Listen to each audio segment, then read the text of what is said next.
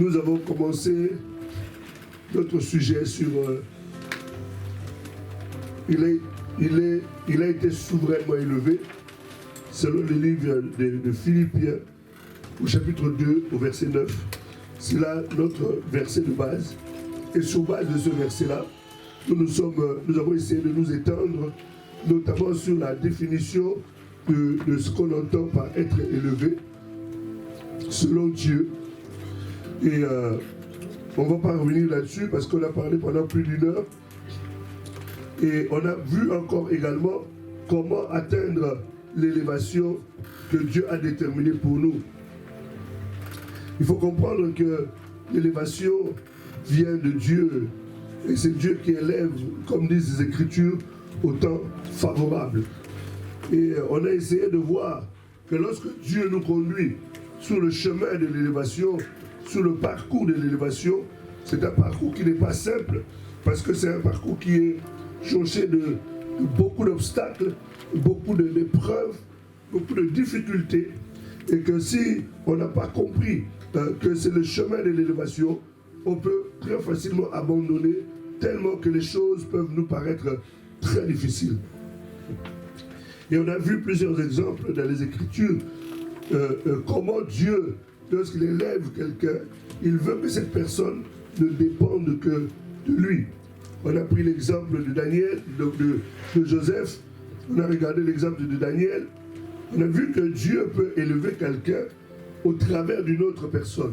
Nous avons vu l'exemple de notre bien-aimé Josué, ainsi que notre bien-aimé Élie, avec Élisée, Josué et Moïse. On a essayé de comprendre que l'élévation, c'est un travail que Dieu fait d'une manière progressive, où il suit un processus. Et dans ce processus, Dieu nous travaille de telle sorte que lorsque nous allons atteindre l'élévation, que cela ne devienne pas un piège pour nous. Parce que beaucoup de gens, quand ils étaient encore en bas de l'échelle, ils étaient bien. Mais dès le moment où ils ont été élevés, c'est devenu un piège et ça a été destructeur pour eux. C'est pour ça que Dieu prend le temps de nous préparer pour l'élévation. Et on a vu le cas de Josué, du moins de Joseph, comment le Seigneur l'a aidé à sortir de la haine, de la colère qu'il avait dans son cœur. Parce que s'il n'était pas sorti de cette colère, de cette haine, ça aurait été très très difficile. Et ce que j'ai aimé chez Joseph, c'est que Joseph n'a pas attendu que ses frères viennent lui demander pardon.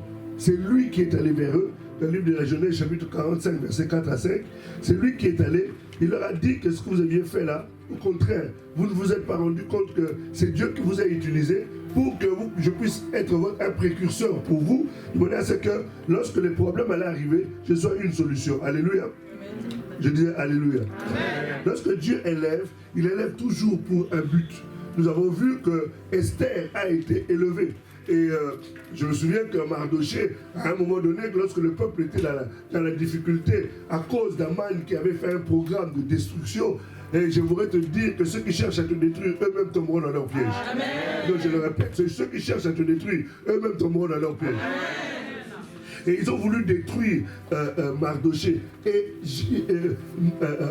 Mardoché dit à Esther, ne sais-tu pas que c'est pour ce type de temps que Dieu t'a élevé? C'est-à-dire que lorsque Dieu nous élève, c'est parce qu'il a un objectif, il a un plan, il a un projet qu'il poursuit derrière ça. Et c'est pour ça qu'on doit être capable de discerner et de comprendre la pensée de Dieu. Nous avons vu à Abednego, Shadrach et Meshach, nous avons compris que l'élévation peut être au niveau personnel, bien qu'elle est dans les autres. L'élévation peut être au niveau familial. Le fait que moi je sois élevé, eh bien, toute ma famille est élevée. Amen. Parce qu'il y a certaines personnes qui sont élevées dans la famille. Dieu leur donne des moyens, les possibilités d'avoir de l'argent, mais il fait de tout le monde des esclaves. Tout le monde est obligé de faire des courbettes devant lui, tout ça. Ça, c'est pas une bonne élévation. Une bonne élévation doit être en même temps celui qui entraîne les autres dans le mouvement. Alléluia. Et quand quelqu'un est élevé, ça peut être au niveau de sa famille et ça peut être aussi au niveau national. C'est-à-dire que son élévation est constatée par tout le monde dans la nation. Donc, il y a des degrés d'élévation. Mais il y a une chose quand même que tu dois comprendre, c'est que nous sommes déjà prédisposés, voilà, c'est le mot, nous sommes déjà prédisposés à être des potentielles personnes qui sont appelées à être élevées. Amen. Mais Dieu ne fait jamais l'élévation sans avoir préalablement fait un travail d'abord dans notre vie avant de nous élever. Parce qu'il ne veut pas nous élever pour que nous lui fassions honte. Il t'élève, mais finalement, tu fais sa honte. Est-ce que nous le comprenons? Amen. Dieu avait élevé, comment s'appelle-t-il? Job en son temps. Et quand Dieu l'a élevé, Dieu donne un témoignage de lui. Il dit à Satan, en fait, en te promenant, tu n'as pas vu un gars que j'ai élevé en bas là-bas? Il donne maintenant les critères de ces personnes-là. Mais je suis en train d'anticiper d'ailleurs. On reviendra sur ce point-là tout à l'heure. Bref, nous voyons que Dieu n'avait pas eu honte de lui présenter ce monsieur-là. Parce que c'est lui qui l'avait élevé. Alléluia. Mais il a pris le temps aussi de le préparer avant de l'élever. Quand quelqu'un n'a pas compris la notion de l'élévation, ça peut être destructeur, comme je disais tout à l'heure. Il y a l'élévation au niveau financier qui est important. Tu veux avoir de l'argent, mais pour l'élévation financière, il y a une chose que tu dois comprendre et que je dois comprendre. Ce sont des choses qui sont, comment dire ça, qui sont des principes. Alléluia. Je n'ai pas entendu. Amen. Vous savez, quand vous êtes dans un stade de football et que vous avez un joueur qui joue, si le stade ne l'encourage pas, votre équipe peut perdre. Moi, je suis un de vos meilleurs joueurs. Donc, si vous ne m'encouragez pas, là, je n'ai pas marqué le but.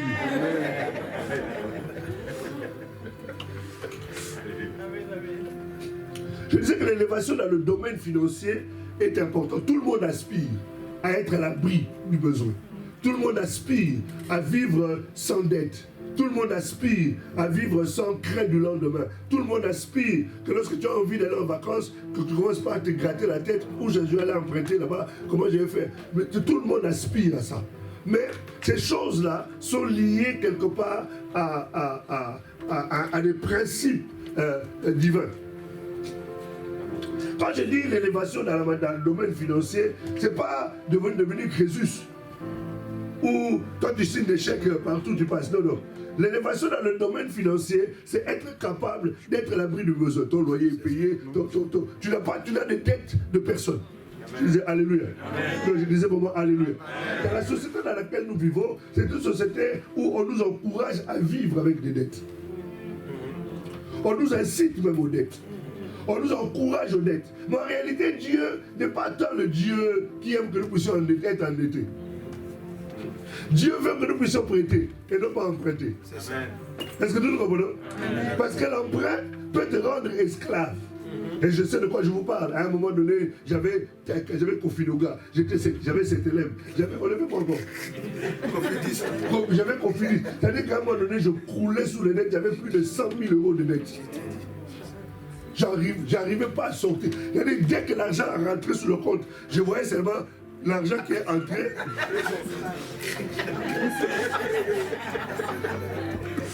C'est-à-dire les 5 là, je suis déjà pauvre. Je commence encore à m'endetter encore. C'est-à-dire je vivais à découvert jusqu'à...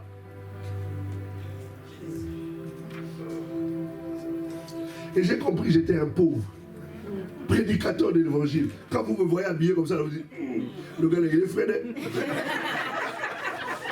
Mais entre-temps, j'avais mon compte qui était toujours en rouge.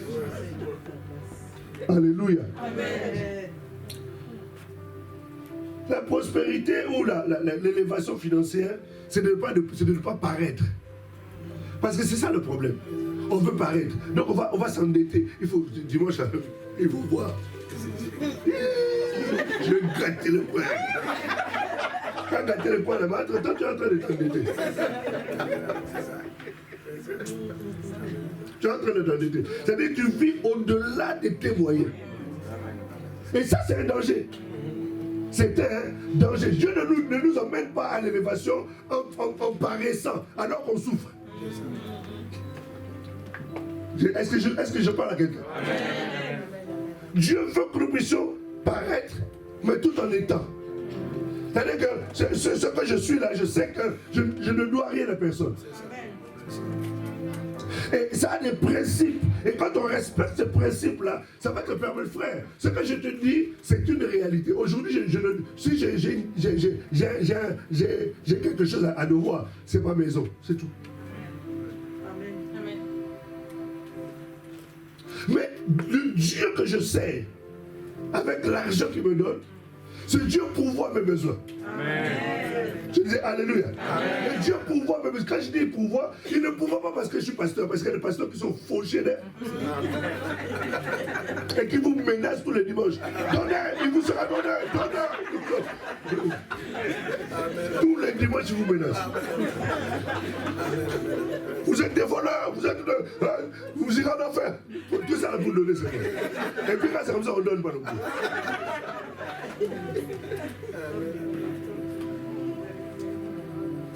Et Dieu nous a fait grâce pour que aujourd'hui, récemment j'avais eu besoin d'acheter une voiture.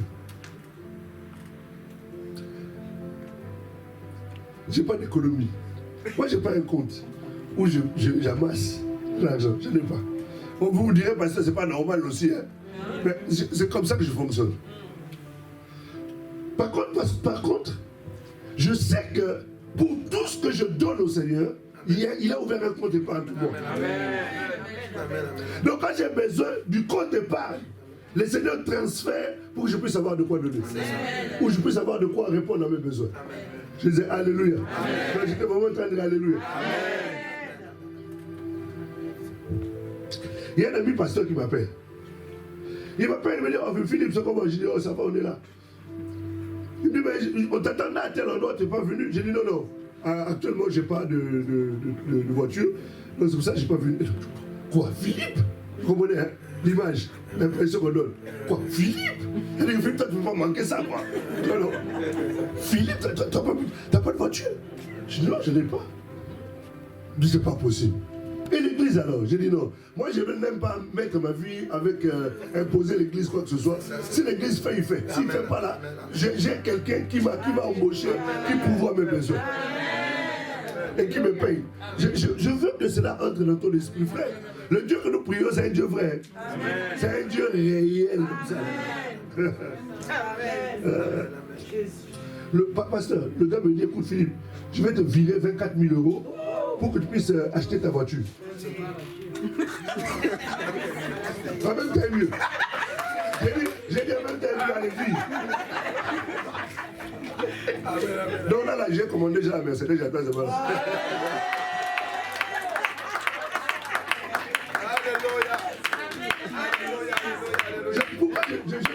Je ne te dis pas ça pour t'impressionner. Je suis en train de te dire ça pour te faire comprendre que quand Dieu t'élève, financièrement, il pourvoit tes besoins. Amen. On a appelé Jéhovah Jireh. Financièrement, le Seigneur peut t'élever. Alléluia. Amen. Mais il y a des principes à respecter. Et si quelqu'un ne respecte pas ces principes-là, il ne pourra pas voir la main de Dieu. Les Écritures déclarent. Celui qui épargne à l'excès ne fait que s'appauvrir. Mais celui qui donne libéralement ne fait que s'enrichir. Premier principe. Deuxième principe, c'est de respecter les choses établies. On appelle ça les prémices. Amen. Et dans les prémices, il y a la dîme. Il y a des gens qui ne donnent plus la dîme parce qu'on a tellement parlé que la dîme c'est l'Ancien Testament, la dîme c'est... Ce sont des mensonges qui emmènent les gens à la pauvreté. Amen. Je disais Alléluia. Amen. La première, vous savez, moi je travaille. Hein. Au-delà d'être pasteur, j'ai une activité professionnelle. Je suis chargé de mission entreprise, développeur entreprise et je suis conseiller emploi. Et donc, dès que mon argent passe, la première chose que je fais, j'enlève ma dîme. Je n'attends pas de faire mes courses. Et puis s'il reste un peu, j'enlève. Ça, ce n'est plus la dîme. La dîme, c'est un principe de priorité.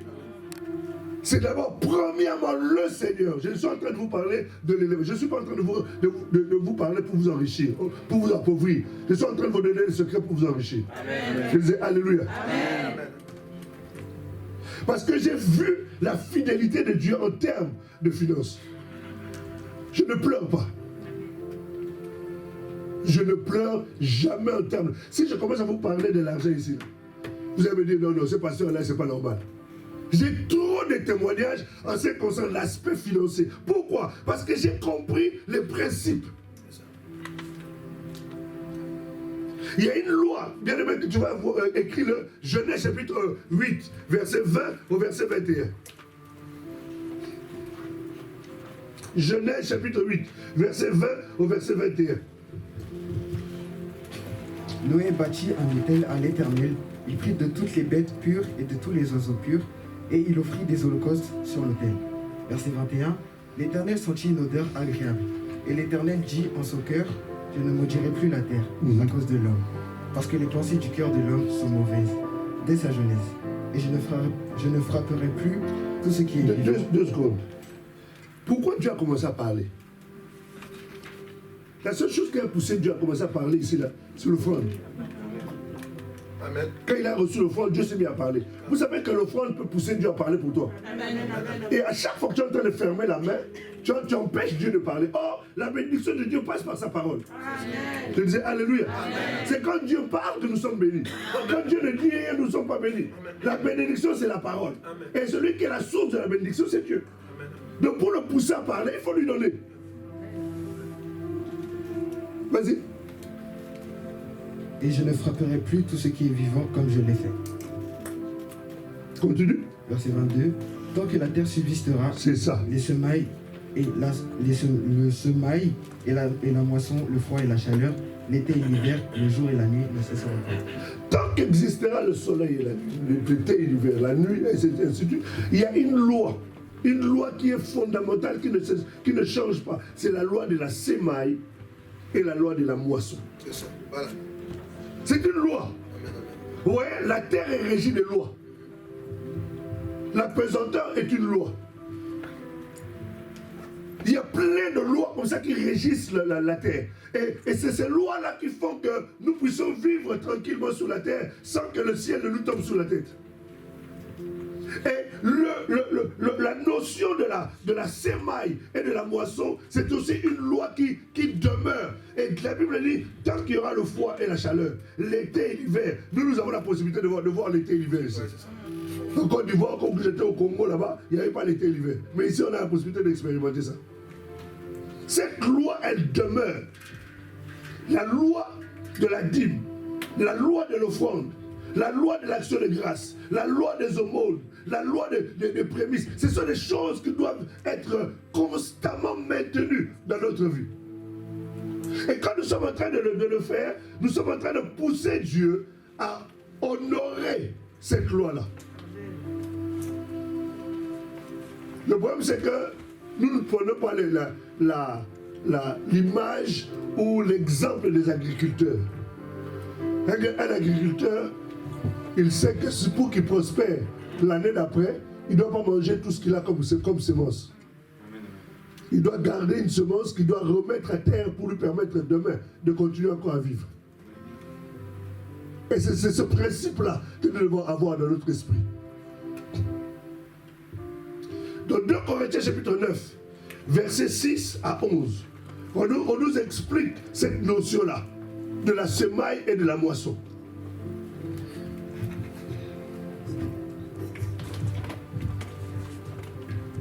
Je lis la parole de Dieu. S'il te plaît. Je lis la parole de Dieu en 2 Corinthiens 9, versets 6 à 11. Oui, s'il te plaît. Sachez-le, celui qui sème peu moissonnera peu. Celui qui fait quoi? Sème peu moissonnera peu. Celui qui sème peu moissonne peu. Et celui qui sème abondamment moissonnera abondamment. Ce sont des principes, frère. Ce sont des principes. Quand on dit abondamment, ce n'est pas de donner 100 € ou 200 € chaque mois. Parce que chacun donne en fonction de ce qu'il a. Alléluia. Amen. Mais quand tu peux donner le maximum de ce que tu as, fais-le. Parce que tu es en train de semer de manière à ce que tu puisses récolter. Continue, frère. Verset 7. Que chacun donne comme il a résolu en son cœur. Comme il a résolu. Personne ne te force. Ça doit venir de ton cœur. Parce que la relation que nous avons avec Dieu, c'est une relation d'amour. Que chacun donne comme il a résolu en son cœur, sans tristesse, ni contrainte, car Dieu aime celui qui donne avec joie. Verset 8, et Dieu peut vous combler de toutes sortes de grâces, afin que, possédant toujours en toutes choses de quoi satisfaire à tous vos besoins, vous ayez encore en abondance pour toute bonne œuvre. Alléluia. Que vous ayez encore en abondance, bien que tu aies dépensé, mais ça te reste quand même pour répondre à d'autres besoins. Selon qu'il est écrit, il a fait des largesses, il a donné aux indigents, sa justice subsiste à jamais. Celui qui fournit de la semence au semeur et du pain pour sa nourriture vous fournira et vous multipliera la semence. Tu vois, excuse-moi, c'est lui qui donne de la semence au semeur. Quand tu es quelqu'un qui sème, Dieu fera en sorte que tu ne manques jamais de la semence. Amen. Alléluia. Amen. Mais quand tu ne donnes pas, il ne te donnera pas la semence. Qu'est-ce que tu vas en faire? Continue, frère. Et il augmentera les fruits de votre justice. Verset 11. Vous serez de la sorte enrichis à tous égards pour toute espèce de libéralité qui, par notre moyen, feront offrir à Dieu des actions de grâce. Amen. Et si on nous montre clairement qu'il est très important et fondamental que lorsque nous sommes des semeurs, que nous puissions le faire constamment et abondamment. Parce qu'il y a une loi qui est liée à cela. La Bible dit, donnez, il vous sera donné. Et si vous donnez une mesure, une bonne mesure serrée, secouée et qui déborde, c'est comme ça qu'on va aussi te mesurer lorsqu'on va te donner en retour. Alléluia. Donc je disais vraiment Alléluia. C'est pour ça qu'il est important de comprendre. Vous savez, lorsque notre bien-aimé Jean, l'apôtre Jean, dans le livre de 3 Jean au chapitre 1 d'ailleurs, c'est un chapitre, au verset 2, il est en train de parler de Gaius. Il dit, Gaius, mon fils bien-aimé, je souhaite que tu prospères à tous égards, que tu prospères comme prospère l'état de ton âme. Mais en réalité, quand il lui parlait, qu'est-ce qu'il avait poussé à déclarer ces paroles-là à son sujet? C'est parce que Gaius était le genre de frère, vous voyez, comme par exemple on a organisé la conférence ici. Ça sera le genre de frère qui va dire, pasteur, moi je prends son hôtel, je prends sa nourriture, je prends son billet, l'offrande qu'on va lui donner, si toutefois on lui donnera l'offrande, c'est moi qui m'en charge. C'est-à-dire qu'il a allégé le travail au niveau du service de Dieu. Alléluia. Donc je disais Alléluia. Et quand Jean est arrivé, on lui a dit, tu sais quoi? Tous les gens que tu as vus qui sont venus en mission ici, c'est Gaius qui a pourvu à leurs besoins. Et ça a touché son cœur. Et alors il a ouvert la bouche. Vous voyez, si vous touchez le cœur de l'homme de Dieu, vous touchez le cœur de Dieu, vous allez pousser Dieu à parler. Amen. Et quand Dieu parle, tout a été créé comment? Tout a été créé par la parole. Quand Dieu parle, les paroles qui sortent de la bouche de Dieu, au travers de son serviteur, la Bible dit que Dieu accomplit les paroles de ses serviteurs et les prédictions de ses envoyés. Amen. J'étais en train de parler avec un des anciens de l'église, il me dit, parce que moi j'ai peur quand tu ouvres la bouche. Et ma femme me dit, mais pourquoi il t'a dit ça? Je dis, non, parce qu'il sait que quand j'ouvre la bouche, je parle. Les paroles qui sortent de ma bouche font du bien aux gens. Amen. Alléluia. Amen. Donc je dis Alléluia. C'est comme ça, mon ami frère, mon ami soeur, il est important de comprendre que si tu ne te mets pas dans la peau de quelqu'un qui devient un semeur ou une semeuse, tu risques de t'appauvrir alors que la volonté de Dieu est que financièrement, tu ne sois pas dans la galère. Amen. Et ça, je te dis très sincèrement, Dieu n'a pas besoin que tu sois dans la galère. Les témoignages en termes d'argent, très sincèrement, entre les impôts qui viennent et que financièrement je n'ai pas les moyens, Dieu envoie des... Je vous dis, Dieu est véritablement un Dieu pourvoyeur. Amen. Le plus important, c'est de respecter les principes. Premier, les dîmes, les offrandes, les actions de grâce. Vous savez, aujourd'hui, en réalité, la dîme, quand tu la donnes, tu n'as rien fait de spécial, hein? En fait, en vrai. Je prends mon porte-monnaie. Toi, je sais que tu ne vas pas fouiller. Le reste, je n'ai pas trop confiance. Je donne le porte-monnaie. Le jour où j'ai revenu, est-ce qu'elle va faire quelque chose? Est-ce qu'elle va donner quelque chose? Je ne veux pas qu'elle reprenne ce qui m'appartient. Eh bien, la dîme, c'est pareil. Dieu ne fait qu'elle reprenne ce qui lui appartient. Donc, quand tu lui donnes la dîme, tu n'as rien fait. Par contre, les actions de grâce, les dons, les libéralités, ça, tu es en train de faire de grandes choses. 1 Chronique chapitre 29. La Bible nous est en train de nous montrer comment. Il faut que je m'arrête là-dessus aussi. 1 Chronique 29, tu liras le passage. On est en train de nous montrer comment David, après avoir donné la dîme, donné sa part, la Bible dit, et j'ai pris en propre ce qui m'appartient.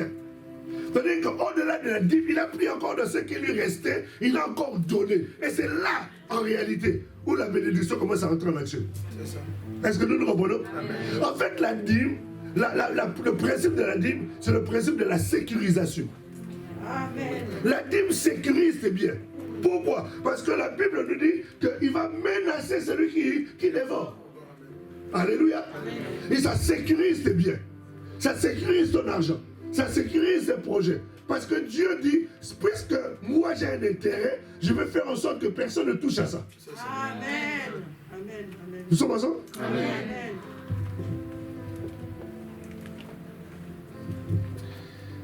Je voulais juste ouvrir cette parenthèse-là. Par rapport à l'aspect matériel, à l'aspect financier. Nous sommes en train de parler sur les signes révélateurs de l'élévation. Et comment se comporter vis-à-vis de cette situation. Amen. Il y a un passage dans les Écritures, je ne serai pas très long, dans les Écritures, le livre de Amos, au chapitre 3, au verset 7. Je lis la parole de Dieu en Amos, chapitre 3, verset 7. Merci. Car le Seigneur, l'Éternel, ne fait rien sans avoir révélé son secret à ses serviteurs, les prophètes. Alléluia. Amen. Jean chapitre 15, verset 15. Je lis la parole de Dieu en Jean chapitre 15, verset 15. Je ne vous appelle plus serviteur, parce que le serviteur ne sait pas ce que fait son maître. Mais je vous ai appelé ami, parce que je vous ai fait connaître tout ce que j'ai appris de mon Père. Alléluia. Amen. Ces deux passages nous aident déjà à avoir un aperçu de la manière dont nous sommes comment dire ça? Nous prenons connaissance du temps, où nous prenons connaissance de l'élévation. Un principe important, c'est que Dieu nous révèle. Dieu ne fait plus de nous des serviteurs, mais il fait de nous des amis. Pour qu'il puisse nous informer sur tout ce qu'il est en train de faire. Donc, en d'autres termes, ce que tu dois comprendre, c'est que Dieu lui-même va t'informer que ça, c'est le moment où tu as déjà atteint le niveau où je voulais t'emmener. Ou alors, je t'ai déjà fait entrer dans la saison de ta bénédiction. Ou je t'ai déjà fait entrer dans le couloir de l'élévation. Et que tu es peut-être à telle ou à telle étape de ton élévation. Je disais Alléluia. Amen. Ça veut dire, en d'autres termes, que nous devons être relativement sensibles.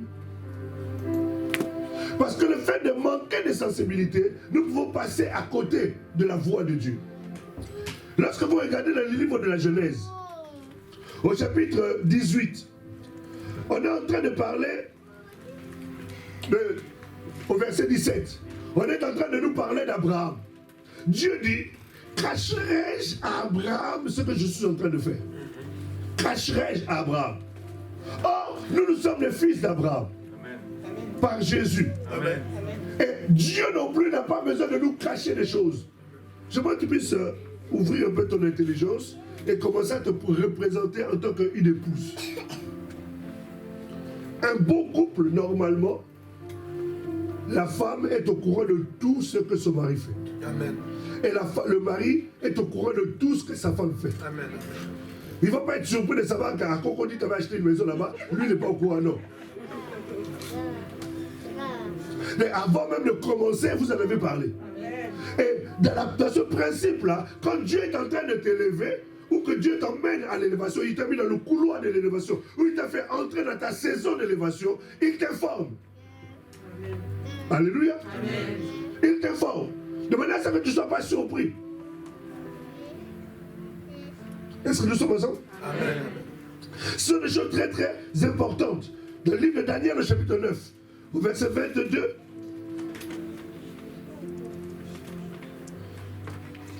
ce sont des choses que tu dois demander à Dieu. Dieu a dit ceci à Daniel. Il m'a enseigné à parler avec moi. Il m'a dit, Daniel, je suis venu maintenant pour ouvrir ta compréhension. Amen. C'est important, frère, ma soeur. Nous ne pouvons pas être enfants de Dieu. Nous ne pouvons pas être serviteurs de Dieu. Nous ne pouvons pas être disciples du Seigneur sans avoir la compréhension de la pensée de Dieu ou avoir la compréhension des saisons de Dieu.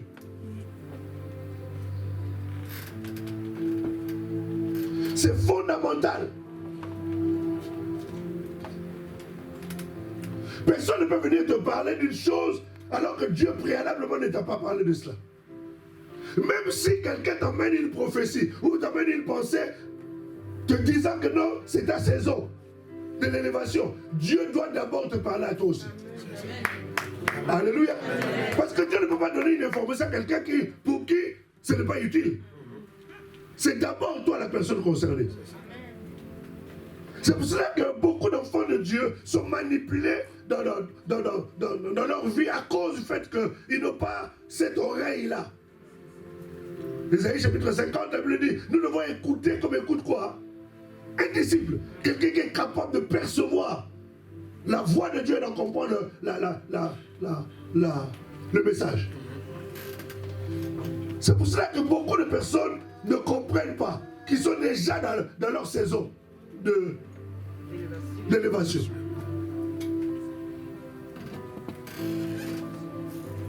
Quand nous moissons, quand nous semons, la Bible dit nous semons avec quoi?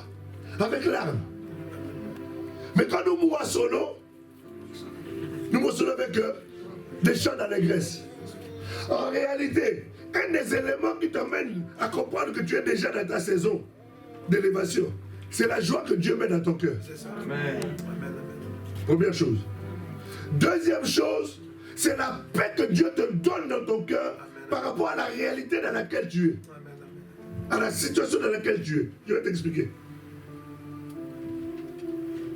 Le problème qui se pose, c'est que, en tant qu'enfants de Dieu, nous avons tendance à vivre selon ce que nous voyons. 2 Corinthiens chapitre 5, au verset 7, la Bible nous dit que nous ne vivons pas selon ce que nous voyons, mais nous vivons par la foi. Tout ce que nous faisons avec Dieu marche avec la foi. Or, la foi dit que tout est déjà accompli. Nous sommes ensemble? Amen. C'est pour ça qu'il est très important. Lorsque Dieu t'emmène dans ta saison d'élévation, quand tu entres dans la saison d'élévation, il y a une chose qui va te rassurer et qui va enlever l'inquiétude en toi, c'est la paix que le Seigneur met dans ton cœur. Matthieu chapitre 6, du verset 25 jusqu'au verset 32. On est en train de nous montrer comment l'homme qui recherche le chemin de l'élévation s'inquiète beaucoup. Qu'est-ce que je veux manger? De quoi je serai vêtu? Qu'est-ce que ceci? Qu'est-ce que cela? La Bible nous dit, ces choses-là, ce sont les païens qui s'inquiètent de ça. Amen. Amen. Toi, le Père Céleste, sait. Il sait quoi? Il sait le programme et le plan qu'il a arrêté pour ta vie avant même que le monde existe. Amen. Alléluia. Amen. Est-ce que nous sommes ensemble? Amen. Donc, et dans son programme, il va faire concourir les choses. Et quand tu gardes, tu as les regards fixés sur lui et qu'il te fait entrer dans ton couloir ou dans ta saison de l'élévation, une des caractéristiques qui va se manifester, c'est que tu ne seras plus dans les inquiétudes, tu seras dans la paix. Amen. Et surtout, tu vas être dans la joie. Amen. Est-ce que nous comprenons? Amen. Ce sont les éléments qui sont en train. Hier, j'ai assisté, la semaine dernière, j'ai assisté à un mariage. Cette fille attendait le mariage depuis plus de 10 ans. Il fallait voir comment elle est rentrée dans la salle. Tu rigoles déjà, je n'ai pas limité, t'inquiète. Elle avait comme on dit ça chez nous, elle avait la banane. C'est-à-dire qu'elle avait un sourire. Je me demande comment elle a résisté pour que le menton ne soit pas fatigué. Pourquoi? Parce qu'elle était entre... Vous savez, l'élévation, ce sont les réalités de toutes les choses que nous avons besoin et que Dieu a accompli au temps marqué. Alléluia. Amen. Elle avait un sourire. Je l'ai revu encore dimanche, pendant la semaine, là, parce qu'on a un programme de jeûne de prière qu'on est en train de clôturer d'ailleurs dans quelques minutes là. Elle avait un sourire, elle transpirait la paix, tellement qu'elle était heureuse. Je t'ai dit qu'un des éléments qui révèle que tu es entré dans ta saison de l'élévation, ou que tu es dans ton couloir de l'élévation, ou que tu as atteint ton élévation, ce sont ces éléments-là. Alléluia. Amen. Je disais Alléluia. Amen. Non, j'étais vraiment en train de dire Alléluia. Amen. Si quelqu'un ne sait pas comprendre ça, ce n'est pas bon. Et quand bien même, écoutez bien, quand bien même tu n'as pas encore obtenu la chose de manière concrète, cela ne doit pas t'empêcher de commencer déjà à vivre dans la paix et à vivre dans la joie, parce que la chose est déjà arrêtée et elle est sur le point de s'accomplir. C'est pour ça que je t'ai parlé de 2 Corinthiens 5, verset 7. La Bible dit, vous n'avez pas encore, vous n'avez pas encore demandé. C'est ça. Vous n'avez pas encore demandé. Demandez afin que votre joie soit parfaite. Est-ce qu'on a dit que demander lorsque vous allez obtenir la joie va être parfaite?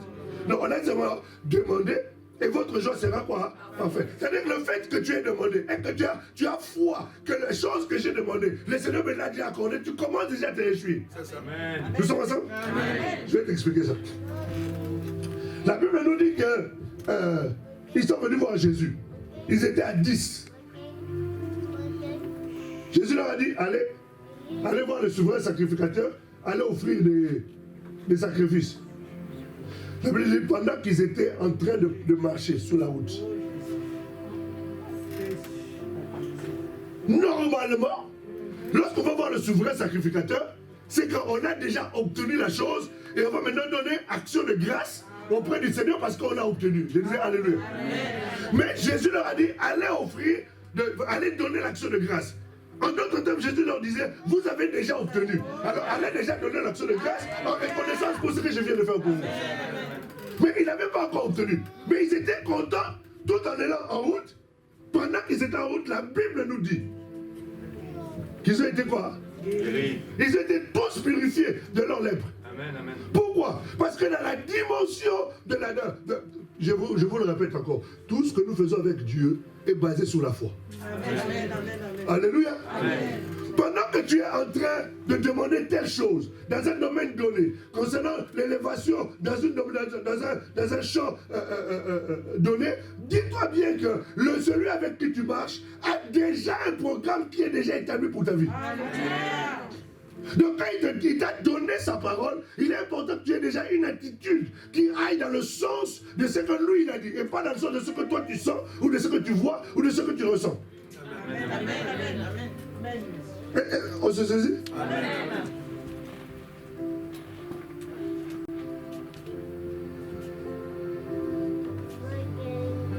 Nous avons un Dieu formidable. Amen. S'il y a une chose que j'aime chez Dieu, c'est la notion de la fidélité. Dieu est trop fidèle. Il a une fidélité qui dépasse complètement. Quelquefois, je m'assois, je dis, mais qu'est-ce que j'ai fait pour que Dieu soit aussi fidèle avec... Quelquefois, je ne suis même pas fidèle. Mais lui, il demeure d'une fidélité comme une pile qu'une montre suisse. Amen. Avec une telle précision. Amen. Je disais Alléluia. Or, ton élévation est liée aux promesses. Et ces promesses sont liées à sa fidélité.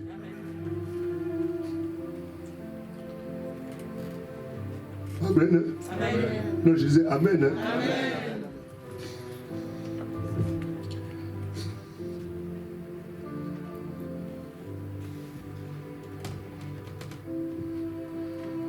Dieu peut utiliser une prophétie pour te confirmer ça, que tu es entré dans ta saison. Mais la prophétie ne viendra pas pour t'informer. La prophétie viendra pour confirmer. Est-ce que nous voyons la différence? 1 Corinthiens 14, verset 3, nous tu liras ça tout à l'heure à la maison. Si tu vois l'exemple de Samuel, tu comprendras encore mieux. 1 Samuel chapitre 3, verset 1 à 6. Maintenant que tu es élevé, tu as atteint un certain stade, tu as atteint un certain niveau. Tu as atteint une certaine percée. Tu as vécu une certaine ouverture dans ta vie, en termes de santé, en termes de financier, en termes professionnels, en termes sentimentaux, en termes de projets. Dieu t'ouvre les portes. Il te fait rencontrer des personnes élevées en dignité. Il te fait trouver grâce auprès des gens qui te sont nécessaires pour l'accomplissement de tes projets. Amen. Ces choses arrivent. Ces choses commencent à se faire. Mais quelle sera ton attitude vis-à-vis de ça? David est un bon exemple pour nous aider à comprendre quelle est l'attitude que nous devons avoir lorsque nous sommes dans une situation similaire. David était un petit berger. Dans sa famille, personne ne calculait un jour que ce garçon pouvait être quelqu'un. Même son propre père, lorsqu'il parlait des gens qui ont de la valeur à ses yeux, il ne parlait même pas de David. Un jour, on est venu le voir par le prophète Samuel, lui demandant « Montre-moi tes enfants ». Tu sais qu'il a oublié même qu'il avait David. Ce qui est important, frère, ce n'est pas que les gens te connaissent. C'est que Dieu sache ce qu'il a prévu pour toi. Tu peux être dans un endroit où on a l'impression qu'on ne te calcule pas. Comme on dit chez nous, chez les jeunes. On ne te calcule pas. On ne fait pas cas de toi. Mais ce qui est important, c'est que Dieu te connaît. Amen. Je disais Alléluia. Amen. Dieu te connaît. Dieu sait ce qu'il a prévu pour toi. Et ce David-là, qui sentait le bouc, qui sentait la chèvre, qui sentait la brebis, Dieu va le chercher au fond là-bas. Au fond là-bas. C'est pour ça que je vous dis que l'élévation a besoin d'un processus. Amen. Pendant que tout le monde était en train de s'amuser, David était en formation. Quelle formation? Avec les ours et les...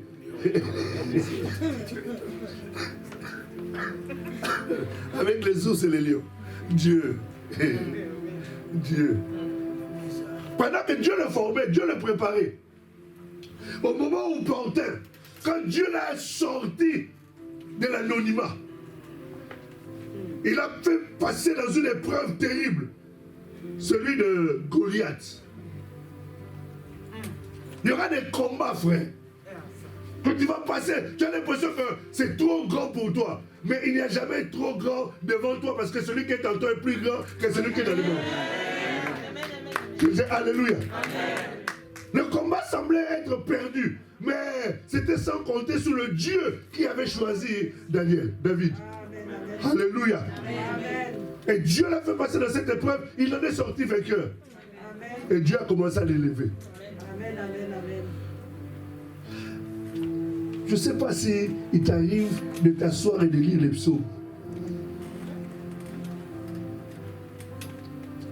Une des caractéristiques de David, c'est que malgré l'élévation, David est resté avec un cœur simple. Comme tu disais tout à l'heure, une femme qui se marie, elle commence à toiser tout le monde, elle commence à mépriser les autres parce qu'elles sont pas mariées. C'est que tu n'as pas compris. Que tu n'as été qu'un échantillon. David est resté humble. David est resté simple. Même quand l'ennemi Saoul cherchait à le tuer, David a gardé son cœur dans la pureté pour ne pas faire du mal à ce monsieur. C'est ça. Et pourtant, il a enlevé l'opportunité. Il est même venu. Il dormait. Pour lui montrer qu'à ce monsieur que je pouvais te tuer, il a coupé le pan de sa robe. Vous savez que même le fait d'avoir coupé le pan de la robe de Saoul, Dieu n'a pas aimé ça. C'est ça. Il n'avait pas à le toucher. Pourquoi? Parce que c'était un oint de Dieu. C'est ça.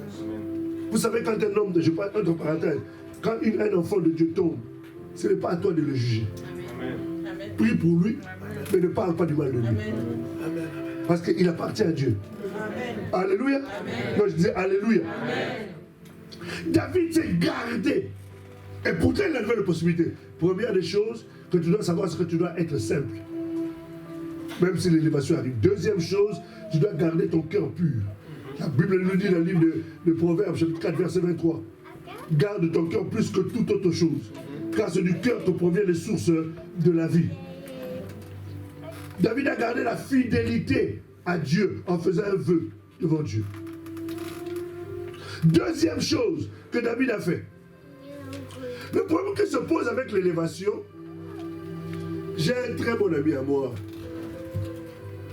On se voit peu maintenant parce que nos occupations ne nous permettent pas. Ce garçon-là, on était ici en France avec lui. Et puis bon, à un moment donné, il a décidé de rentrer en Afrique. Quand il est arrivé en Afrique, c'était un jeune, il s'habillait bien, il parlait bien, et Dieu a commencé à l'utiliser puissamment par les dons, par le miracle. Mais le problème, c'est qu'il n'a pas été préparé à ça. Il commençait à rencontrer les présidents de la République, rencontrer des hommes élevés en dignité, on lui donnait de l'argent. Et ça l'a complètement détruit. Il est devenu un homme affable, un homme qui boit l'alcool, alors que c'était un homme de prière. Mais le problème, c'est qu'il a été élevé, il n'a pas été préparé à ça. Et la gloire l'a détruit. Parce que quand on parle d'élévation, l'élévation est synonyme de gloire, est synonyme de grandeur, est synonyme d'altitude. Mais David, bien qu'il ait été élevé, il y a une chose que David a faite. C'est que David a continué à dépendre de Dieu.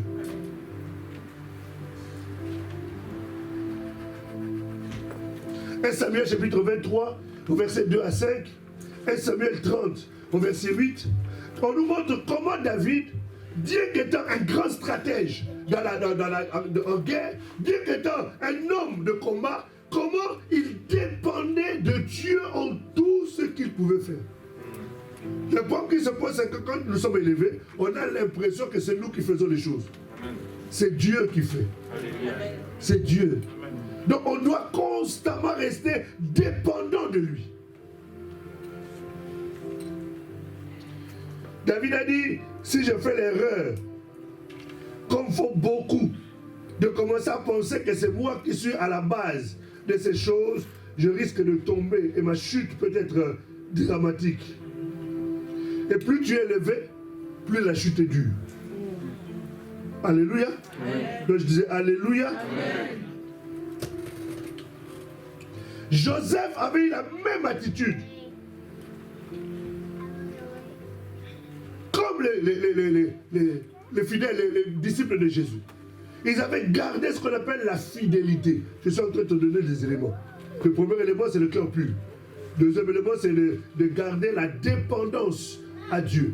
C'est d'être un homme, une femme de prière. Avoir obtenu une chose, avoir atteint un certain niveau, ne veut pas dire que tu es arrivé. Il faut maintenant s'y maintenir. Être élevé, c'est une chose. Maintenant, se maintenir, c'est autre chose. Alléluia. Amen. Donc je disais Alléluia. Amen.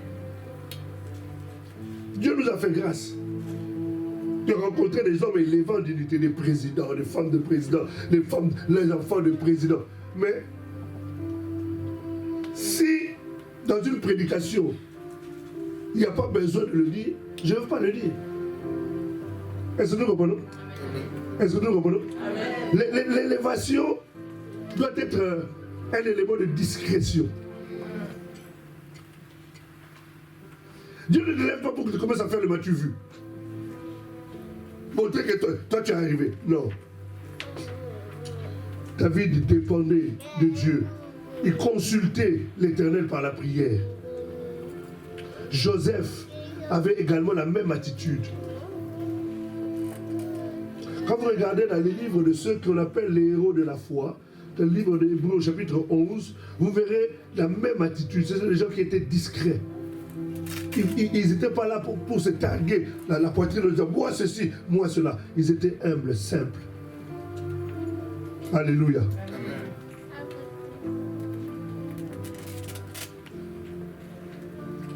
Troisième chose, comme je disais tout à l'heure, c'est cultiver l'humilité. Fuir l'orgueil. Rester humble. Rester soumis. Le problème, ce problème-là est très important. Il y a beaucoup de ministères, beaucoup de grâces, beaucoup d'onctions qui meurent, qui n'évoluent pas, qui se détruisent parce que les gens ne savent pas garder cette attitude du cœur.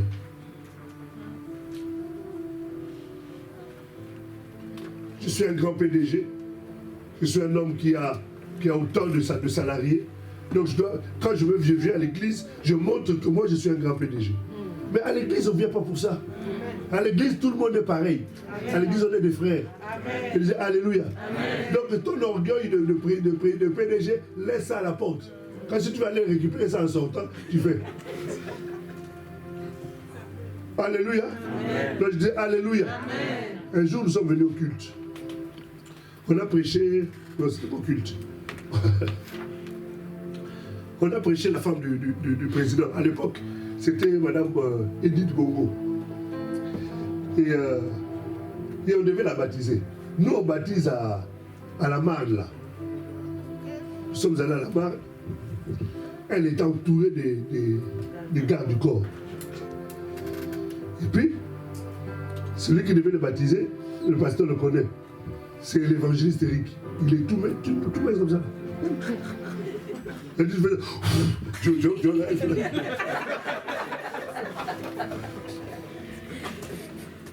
il fallait maintenant rentrer dans l'eau. Vous savez que les gardes ont enlevé les chaussures. Vous voulez rentrer dans l'eau. On leur a dit, ici, c'est pas vous. Ici, il y a des gens qui sont tellement puissants que si on vous ouvre les yeux là, vous allez fuir tous ici. Ici, c'est Jésus. On a dit à notre fille là, on a dit, dis à tes gars là, ils se mettent derrière. Ici, là, nous allons rentrer, toi, Jésus, et ceux qui vont te baptiser. C'est pour te dire que devant le Seigneur, il n'y a plus, je suis madame la présidente. Non. Là, nous sommes des enfants de Dieu et tu te soumets comme un enfant de Dieu. Alléluia. Le problème qui s'est posé avec Lucifer, Lucifer veut dire ange de lumière. Il a été élevé. Hein? Et je crois qu'après Dieu, c'est lui. Quand vous regardez dans le livre d'Ézéchiel, au chapitre 28, on est en train de décrire la beauté qu'il avait. Lucifer, oh, il était beau ce gars-là. Mais il y a eu un problème. Son élévation ne l'a pas aidé. Dans le livre d'Ésaïe au chapitre 14, à partir du verset 12 jusqu'au verset 14, frère, tu es là? Lis-nous ça un peu. Vous êtes avec moi ou pas? Amen. Ésaïe chapitre 14, verset 12 à 14. Je lis la parole de Dieu en Ésaïe chapitre 14, verset 12 à 14. Te voilà tombé du ciel. Te voilà tombé du ciel. Hein? Astre brillant. Astre brillant. Fils de l'aurore. Fils de l'aurore. Tu es battu à terre, toi, le vainqueur des nations. Tu disais en ton cœur. Tu disais quoi? En ton cœur. Qu'est-ce qu'il disait? Je monterai au ciel. Je monterai au ciel. Je lèverai mon trône. Je lèverai mon trône. Au-dessus des étoiles. Au-dessus des étoiles. C'est-à-dire que l'orgueil avait tellement pris place qu'il a oublié que ce qu'il est, il est le fruit de la création de Dieu. Amen. Je disais alléluia. Ce que tu es, c'est le fruit de ton élévation, c'est le fruit de la création de Dieu. C'est le fruit de la main de Dieu. Donc tu dois toujours être sous cette main-là. La Bible nous dit, humiliez-vous sur la main puissante de Dieu. Et quand il vous élève au temps convenable. Mais même quand il t'élève, reste sous cette main-là. Lui, il a voulu s'élever. Et Jésus est en train de dire dans le livre de Luc, au chapitre 19, il dit, je voyais, chapitre 10, verset 19, il dit, je voyais Satan tomber comme un éclair. C'est à ce moment-là. Je disais, alléluia. Amen. Tu vas me dire, mais pasteur, comment il a vu Satan tomber? Lui, il est né là. Non, Jésus a toujours été. Amen. Jésus a toujours été. Amen. Donc je disais, Jésus a toujours été. Amen. Il remonte au temps de l'éternité. Donc il voyait Satan tomber comme un éclair au moment où il a voulu s'élever. C'est pour ça que quand Dieu t'élève, reste avec un cœur humble, un cœur simple. Avec un cœur humble, un cœur simple. Cultive l'humilité. Bannis l'orgueil. Mets ça de côté. La Bible dit, comment je peux me faire de l'orgueil sur une chose que j'ai reçue? Si je l'ai reçue, pourquoi me l'orgueillir? Et l'élévation, nous le recevons de Dieu. Par conséquent, on n'a pas à s'élever en quoi que ce soit. Vous savez, il y a des gens qui ont une connaissance des Écritures terrible. Il peut te citer verset après verset. Il t'enchaîne des versets. Il t'enchaîne des versets. Ça, tu peux aussi, à cause de ça, devenir orgueilleux parce que Dieu t'a élevé dans la connaissance. Alléluia. Je disais alléluia. Amen. Il faut toujours garder l'humilité. Quatrième chose. Parce que l'orgueil précède quoi? Précède quoi? Précède la chute. Alors pour ne pas tomber de ton piédestal, de ton élévation, garde l'humilité.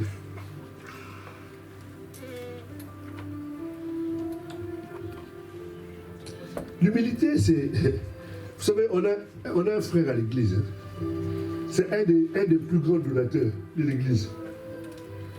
Un des plus grands. Lui, quand l'église a un besoin, en tout cas, on n'a pas besoin de faire des appels 2 fois. Il peut avoir donné 5 000 ici. On fait un appel 10 000, il donne. 15 000, il donne. 20 000, il donne. C'est-à-dire qu'il donne vraiment. Mais à l'église, vous savez ce qu'il fait? Il est tellement simple que vous allez le trouver en train de nettoyer les toilettes. C'est ça son boulot à l'église. Mais toi, tu imagines, toi, tu donnes 15 000 ici, on te trouve en train de faire. On va te mettre ici, là. Ici. Non, pas là. On va te mettre ici.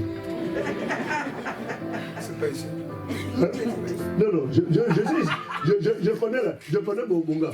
Je sais qu'on ne va pas te mettre ici. Je suis en train de t'expliquer par rapport à la dimension, la manière dont on va t'élever.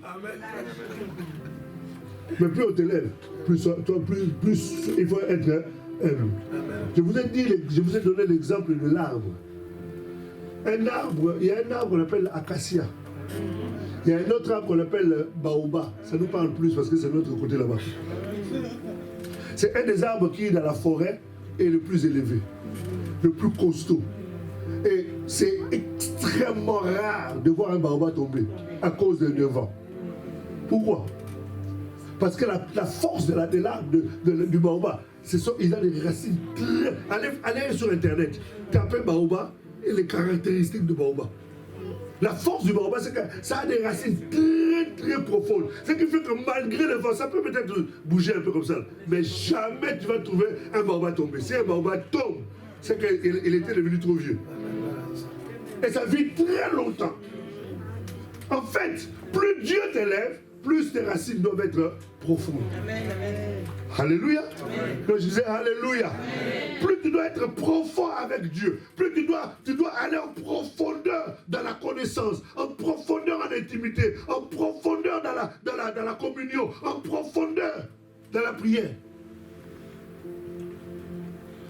Parce que plus l'arbre est élevé, plus le vent est fort.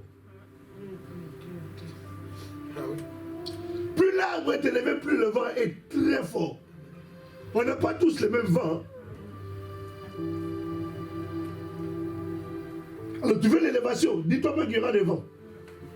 Mais ce qui va te préserver, ce sont tes racines. Dis Alléluia. Amen. Donc j'étais vraiment entendu Alléluia. Amen. Je disais 4e chose, hein, c'est ça? Vous suivez ou pas? Amen. 4e, hein?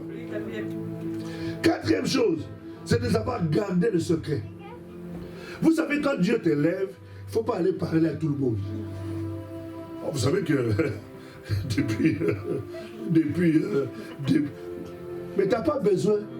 Laisse les gens découvrir. Alléluia. Laisse les gens découvrir. De toute façon, tu es une lettre. Une lettre, on finit toujours par la lire. Laisse les gens lire. Découvre qui tu es devenu. Ce que Dieu a fait de toi. Le frère dont je veux vous parler, si vous venez à l'église, vous ne saurez jamais. Il est en jogging, il est tranquille. Mais c'est moi qui veux te dire, tu sais que peut-être le pasteur peut venir, je dis, pasteur, tu vois ce frère-là, je veux que tu puisses prier pour lui. C'est une bénédiction pour l'œuvre de Dieu. Alléluia. Amen. Je dis Alléluia. Ce n'est pas lui qui va dire, bon pasteur, comme Dieu est venu prêcher, je veux que tu puisses prier pour moi, parce que je suis un des... Non. Quand c'est comme ça, là, c'est qu'il est en danger. Je disais Alléluia. Amen. Il est très en danger. Donc, une des choses, c'est de savoir garder le secret pour éviter la jalousie. C'est ça. Vous savez ce qui a détruit finalement Joseph, entre guillemets, humainement parlant? C'est parce qu'il n'a pas su garder le secret.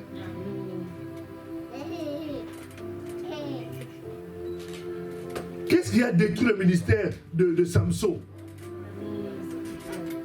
C'était quelqu'un qui était très élevé dans sa société, en son temps.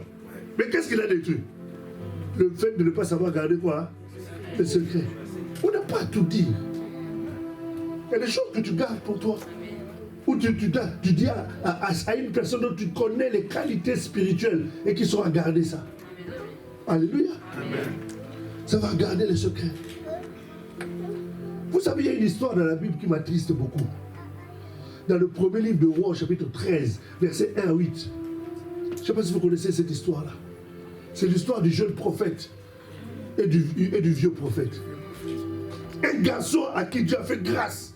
Son ministère a été déployé. Il est arrivé dans le pays, Dieu a démontré une onction terrible, puissante. Mais ce qu'il a détruit, c'est qu'il n'a pas su garder quoi? Le secret. Hein? Deuxièmement, il n'a pas su garder la parole de Dieu. C'est ça. Et malheureusement, la Bible nous dit qu'il a été tué par un lion. Et le lion était à côté de lui, le regardant mort. Alors qu'il avait un avenir glorieux. Il avait un ministère qui était promis pour être, avoir un impact au niveau du pays. Mais ça a été détruit à cause du fait qu'il n'y a pas eu la notion du secret. Alléluia. Donc je disais Alléluia. Amen. Et enfin, en dernier lieu,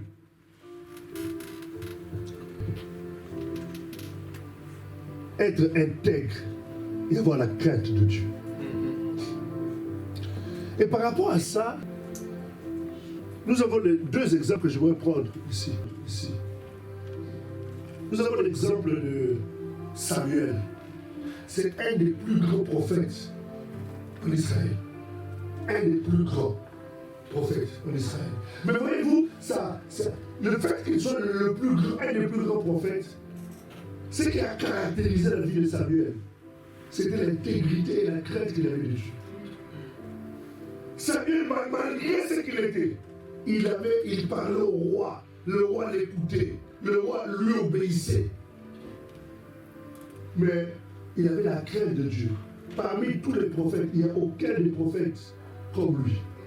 Et il s'est levé devant le peuple. Il a dit, est-ce que quelqu'un ici a quelque chose à me reprocher? Devant un grand peuple, est-ce que quelqu'un a quelque chose à me reprocher, que je serais venu chez lui, j'aurais pris son bœuf, j'aurais pris ceci et cela? Tout le monde a dit non, on n'a rien à te reprocher. Est-ce que toi tu peux te lever comme ça et dire, est-ce que quelqu'un a quelque chose à me reprocher? On va te jeter les tomates ici. C'est l'intégrité. Et en dernier lieu, j'aimerais terminer encore à comprendre l'histoire de Job. Job, c'était quelqu'un que Dieu avait élevé. En termes d'affaires, il était prospère. En termes de mariage, il avait une superbe femme. En termes d'enfants, il avait des très beaux enfants. En termes de société, il avait des entreprises. En termes de notoriété, il était connu, on le respectait dans la ville. Quelle élévation! Mais ce qui caractérisait Job, c'est que c'était un homme qui était intègre. C'est quelqu'un qui avait la crainte de Dieu.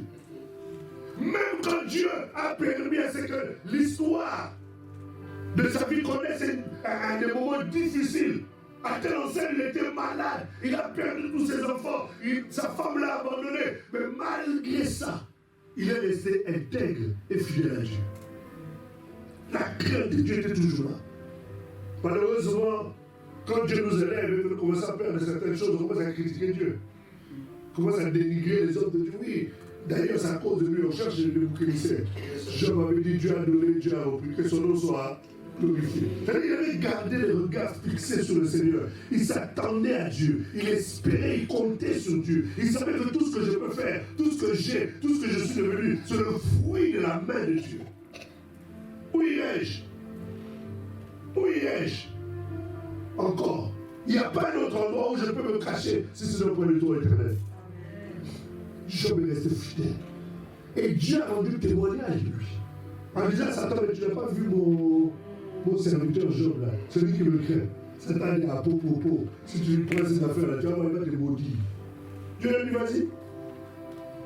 Parce qu'il n'est même pas à cause de ce que je lui donne, ni même pour ce que je suis pour lui. Vous savez, vous savez, il y a beaucoup de gens qui quittent les États. Depuis que je suis venu dans cette église-là, on prie, mais je ne me marie jamais. Je n'arrive pas à avoir le travail. Je quitte l'église. Mais tu n'es pas venu à l'église à cause de ça. Tu es venu à l'église à cause de l'amour que tu as pour Dieu. Alléluia. Maintenant, le Seigneur va te récompenser et te bénir pour que ta vie puisse prospérer. Alléluia. Pour que tu puisses connaître une certaine forme d'élévation dans un domaine donné. Mais aussi, il faut être calme et attendre le temps de Dieu parce que c'est un processus. Alléluia. Je dis Alléluia.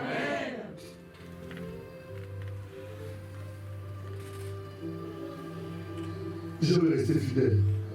Il a craint Dieu jusqu'à la fin.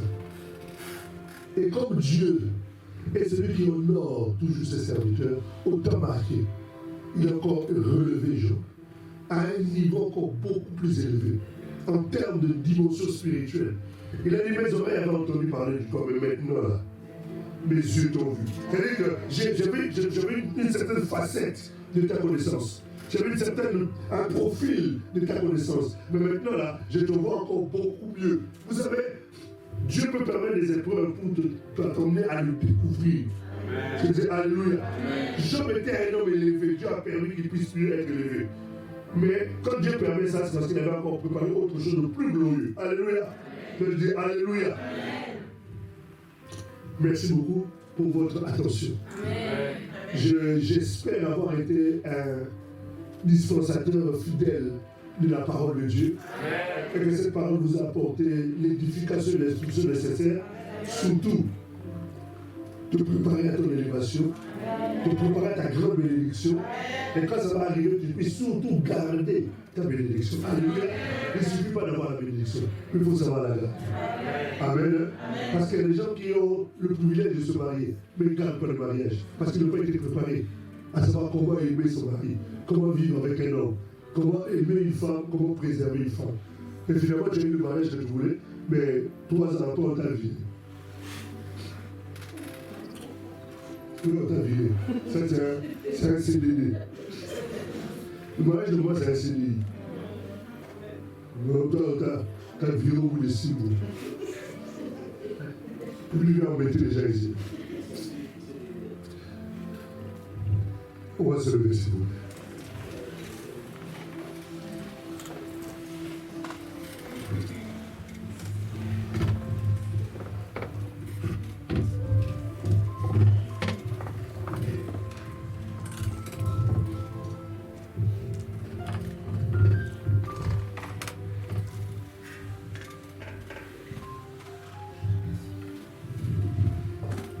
Nous allons prier le Seigneur. Dieu est bon. Et Dieu ne parle jamais par hasard. Tout ce que Dieu fait, il le fait pour un but. La Bible dit, même le péché pour le jour de la colère. Donc l'objectif de ce séminaire a été fait avec un but. Le but de t'élever, le but d'enclencher le processus de l'élévation pour ta vie, le but de t'ouvrir les portes pour l'élévation, le but de te mettre dans ton couloir de l'élévation, le but de t'emmener dans ta saison d'élévation. Maintenant, quand tu vas entrer dans ces choses-là, et que Dieu va commencer à te faire prospérer, te faire avancer, te faire évoluer matériellement, spirituellement, financièrement. Et d'ailleurs, la première de l'élévation, c'est d'abord l'élévation spirituelle.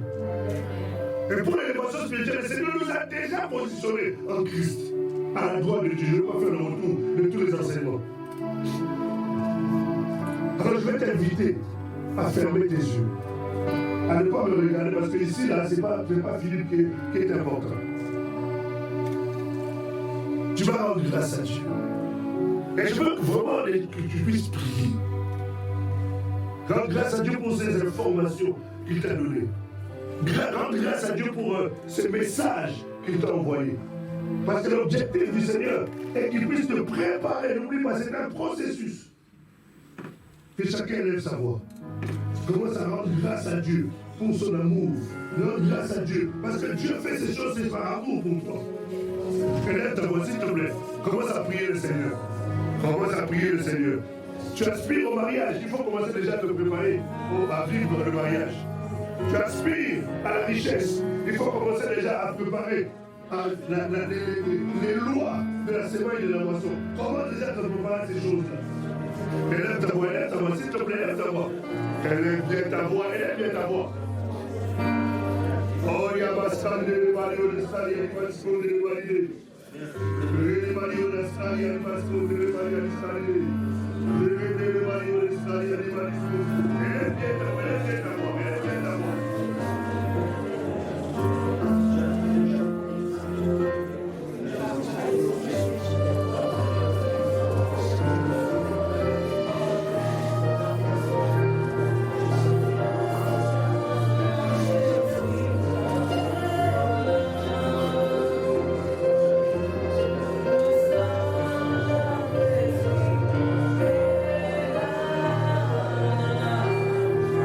Elle aime bien ta voix, elle aime bien ta voix. Nous sommes dans un temps de jeu personnel où il s'agit de ta vie, il s'agit de ton avenir, il s'agit de ta destinée.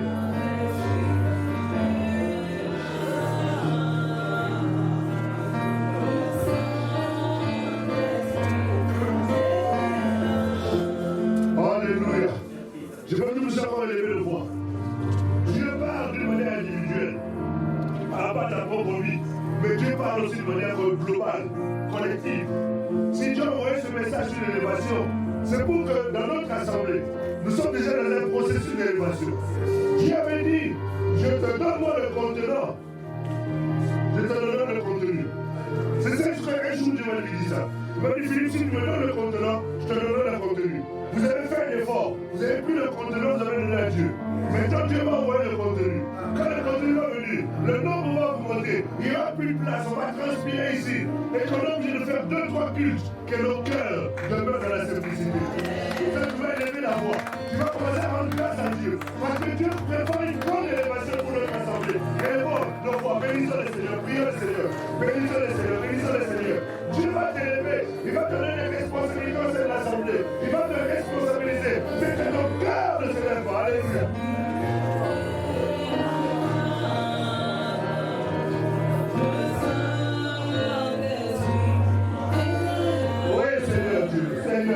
Seigneur, je lève et je glorifie ton nom. Je lève et je sanctifie ton nom. Je lève et je glorifie ton nom. Je lève et j'adore ton nom. Merci Dieu de notre salut. Merci pour l'élévation, Seigneur. Merci pour l'élévation, Seigneur. L'élévation numérique, l'élévation, Seigneur Dieu de moi, en termes de renommée, Seigneur Dieu. Au sein de cette ville, Père, que l'on sache qu'il y a une œuvre qui se fait au Seigneur. Qu'il y a un ministère établi au Seigneur. Seigneur qui est en train d'impacter, qui est en train de transformer les vies. Au travers de ta puissance de ton esprit. Oh, les Maria, scandale, Mario, les scandales, Maria.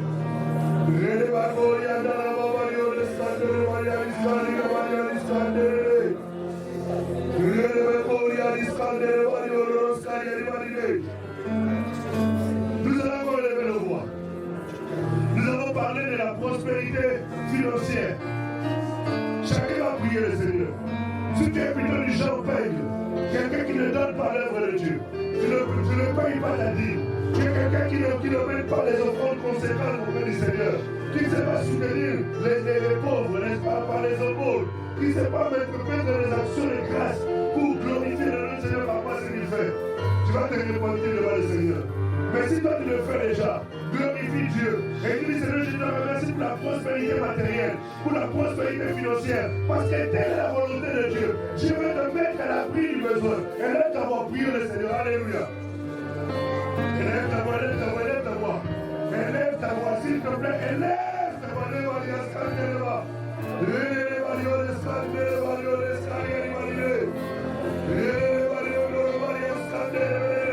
Seigneur, tu veux que ton peuple soit l'abri du besoin. Tu veux que ton peuple soit l'abri du besoin.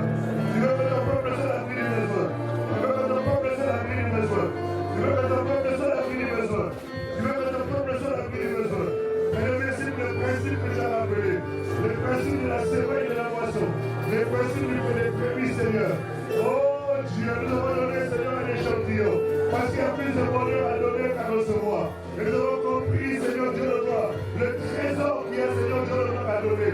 Le bonheur qui a donné, oh Dieu. Nous devons à donner de notre temps, de notre énergie, mais aussi donner de notre argent. Donner, Seigneur, tout ce qui nous appartient. Afin que ton œuvre ne manque de rien. Que ton peuple ne nous voit, Seigneur. Parce que c'est quand même beaucoup de temps sont que les autres, Seigneur, ne sentent pas leur misère. Au nom de Jésus, le Fils du Dieu. Dieu puissant, tu es le seul que le diable nous maudit. Je prie, Seigneur, au nom de Jésus, que tu puisses restaurer, Seigneur, que l'on a le désir de leur cœur, de soutenir ton œuvre avec leur vie, avec les offrandes, avec les actions de grâce, les offrandes éternelles, Dieu puissant. Parce que tu as dit, serve l'éternel de mon bien, avec les prémices de mon revenu.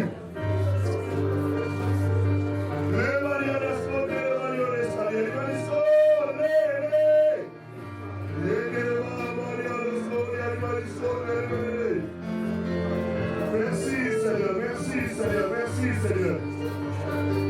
Tu vas élever ta voix. Encore une fois, tu vas prier le Seigneur. On a parlé d'un certain nombre de qualités qui nous maintiennent à la hauteur. On a dit qu'il faut être un homme de prière. On a dit qu'il faut savoir consulter et dépendre de Dieu. On a dit qu'il faut savoir garder le secret. On a dit qu'il faut être humble. On a dit encore qu'il fallait être humble. On a expliqué qu'il fallait avoir de l'intégrité et la crainte de Dieu. Tu vas élever ta voix. Tu vas citer ces choses devant Dieu.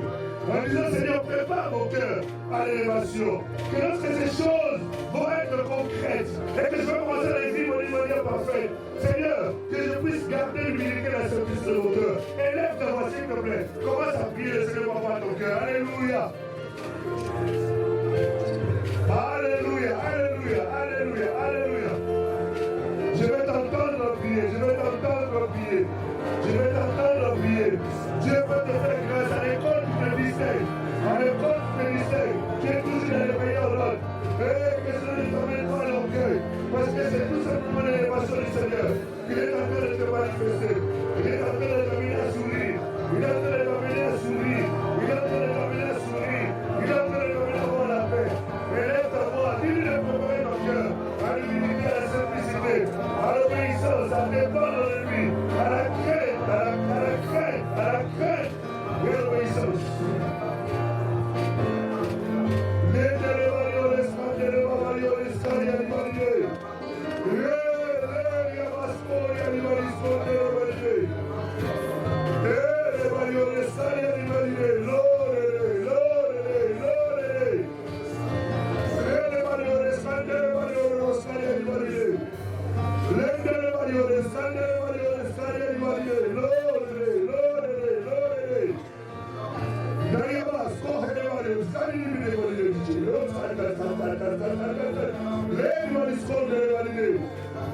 Merci Seigneur, merci Seigneur.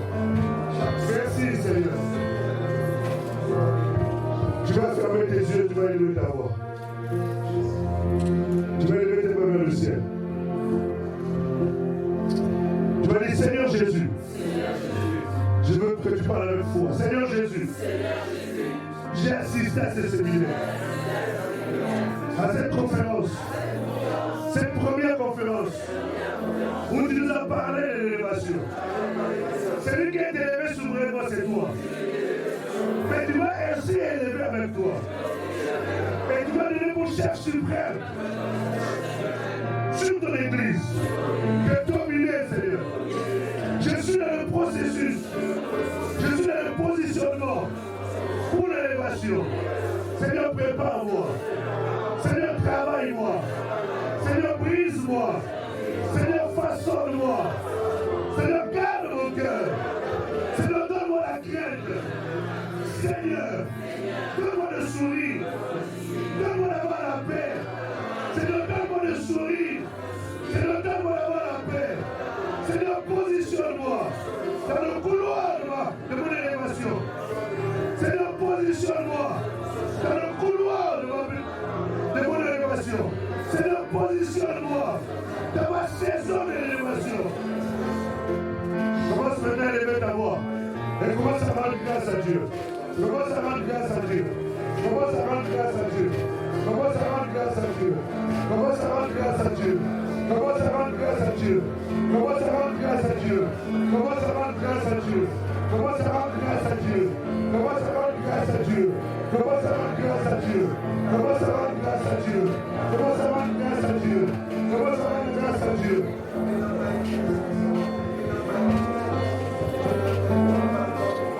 Oh, alléluia. Merci Seigneur.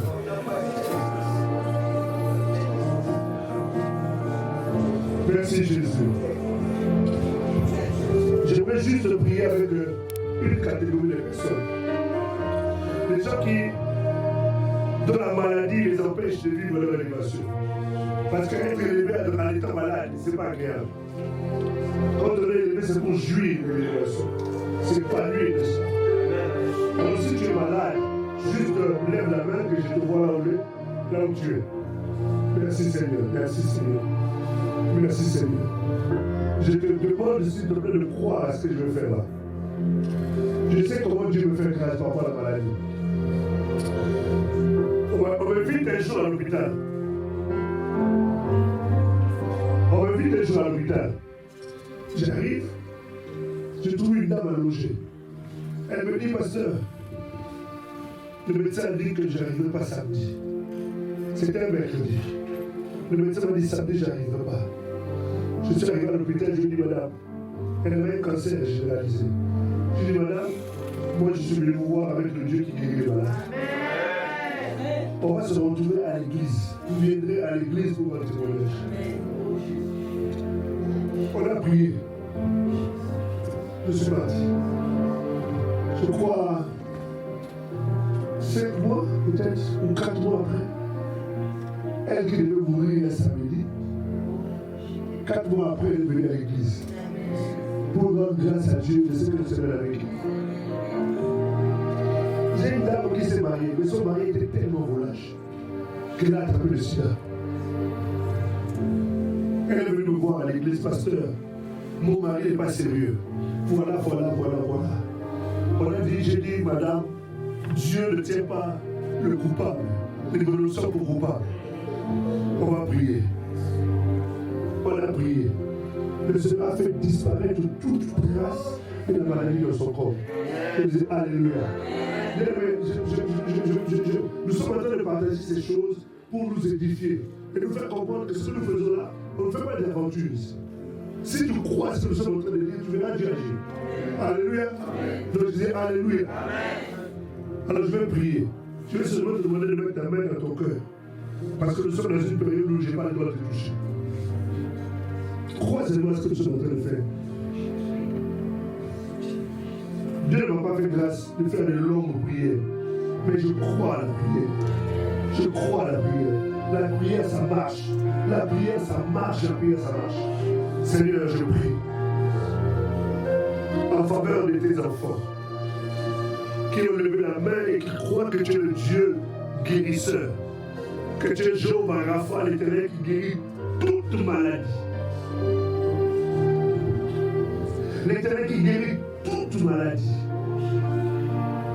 Je m'en vais maintenant commander à ces maladies-là de libérer la santé de tes enfants. Parce que c'est aussi les filles d'Abraham et les fils d'Abraham qui ont droit à la bénédiction, Seigneur. Cette bénédiction qui est par tes maîtres sûrs, qu'ils ont déjà été guéris. J'appelle la santé dans leur corps au nom de Jésus. J'appelle la bonne santé dans leur corps au nom de Jésus. J'appelle la bonne santé dans leur corps aujourd'hui, que la maladie laisse place à la bonne santé. Que ces paroles que je suis en train de prononcer se fassent chair en elle et que Seigneur, la guérison puisse poindre comme le soleil en plein midi. Merci de ce qu'elles rendront témoignage de ce que toi tu fais. Tu vois que tu fais des choses terribles, des choses qui dépassent notre humain. Donne-leur un témoignage pour que lorsqu'elles iront parler de toi, qu'elles disent que tu es le Dieu qui guérit et que ceux qui sont malades puissent obtenir la guérison également. On aime louer et célèbre ton nom. C'est le nom de Jésus que nous avons ici prié. Et nous disons tous Amen. Que Dieu vous bénisse. Merci beaucoup.